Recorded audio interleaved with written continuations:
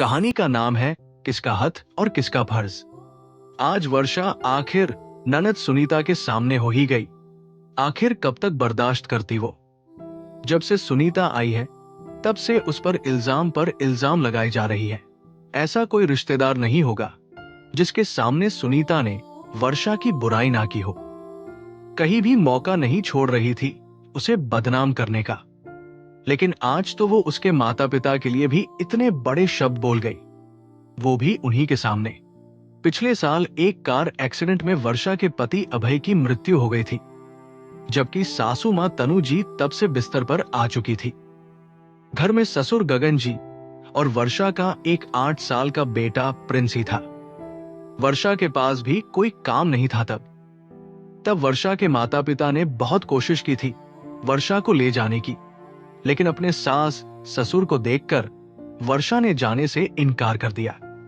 तब तो सुनीता खुद भी नहीं चाहती थी कि वर्षा जाए, क्योंकि अगर वर्षा चली जाती तो पीछे से उसके बूढ़े माँ बाप को कौन संभालता। उससे तो कोई जिम्मेदारी संभलती नहीं थी। शुरू में तो वर्षा घर पर ही रही। गगन जी की पेंशन से ही घर चल रहा था, पर आखिर कब तक।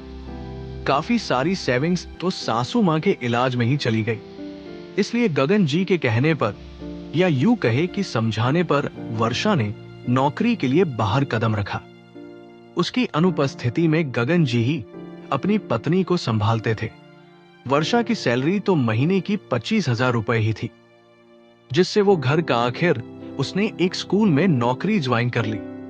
सुबह घर का काम करके जाती, उसके बाद जॉब से वापस आने के बाद फिर दोबारा घर के कामकाज में लग जाती। खर्चा और बच्चे की पढ़ाई ही संभालती थी। वही गगन जी की पेंशन से उनकी पत्नी का इलाज होता था और खुद की दवाइयां का खर्चा भी।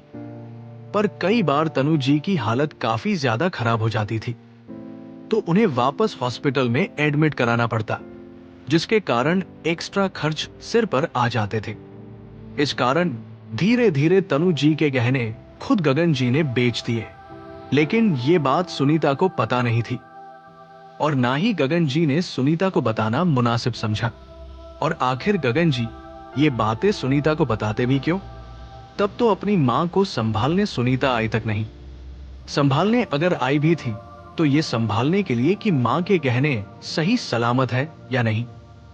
उसका बस चलता तो वो गहने तो वो कब के ही उठा कर ले जाती। लेकिन अभी पिता गगन जी जिंदा थे और अलमारी की चाबी उन्हीं के पास होती थी, इसलिए उसे मौका नहीं मिला कि वो अलमारी में से गहने निकाल सके। ऐसे ही मजेदार मस्ती और हमारी लाइफ को एक नई सीख देने के लिए यह कहानी आप सुन और देख रहे हैं। हमारे इस प्रयास के लिए हमें लाइक और सब्सक्राइब करें और साथ ही बेल आइकन दबाना ना भूलें। खैर, 12 दिन पहले तनु जी की मृत्यु हो गई। उस समय सुनीता यहाँ आई थी। अब हिंदू रीति रिवाजों के अनुसार तनु जी एक सुहागन औरत थी, तो उन्हें सुहागन की तरह तैयार करके ही विदा करना था। इसलिए तनु जी के गहने मांगे गए। गगन जी ने वर्षा को चाबी दे दी तो वर्षा अलमारी में से गहने निकाल कर ले आई। लेकिन जब गहनों के नाम पर मंगलसूत्र, मांग टीका और कानों के बूंदे देखे तो सुनीता भड़क गई। वर्षा को उसी समय एक तरफ ले जाकर बोली, माँ के गहने कहाँ है वर्षा? बोलो, सब खा गई क्या? इतने सालों से यहाँ रुकी हो सिर्फ इसी दिन के लिए, ताकि एक एक चीज पर कब्जा कर सको। कोई इतनी सीधी सादी चीजें पहनती थी मेरी माँ? मुझे बेवकूफ मत समझो, मैं सब जानती हूँ वर्षा, सब।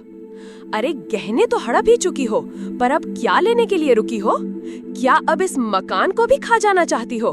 बस बहुत हो गया जीजी, कुछ भी बोले जा रही हैं आप। मैं चुप हूँ इसका मतलब ये नहीं कि मुझे कुछ सुनाई नहीं देता या जवाब नहीं देना आता। आप मेरे ऊपर इल्जाम लगाइए, ठीक है, लेकिन मेरे माँ बाप पर इतना बोलने से पहले अपने पापा से एक बार पूछिए कि गहने कहाँ गए। सुनीता ने ये बात बहुत जोर से बोली, जो गगन जी के कानों तक पहुंच गई। तभी गगन जी भी वहां आ गए और सुनीता से बोले, बस बहुत सुन लिया हमने। वर्षा को जाने के लिए कह रही हो, जिन्होंने हमें उस वक्त नहीं छोड़ा जब हमारा बेटा चला गया था। क्या हम तुम्हारे माँ बाप नहीं हैं जो बहू के भरोसे छोड़ दिया हमें?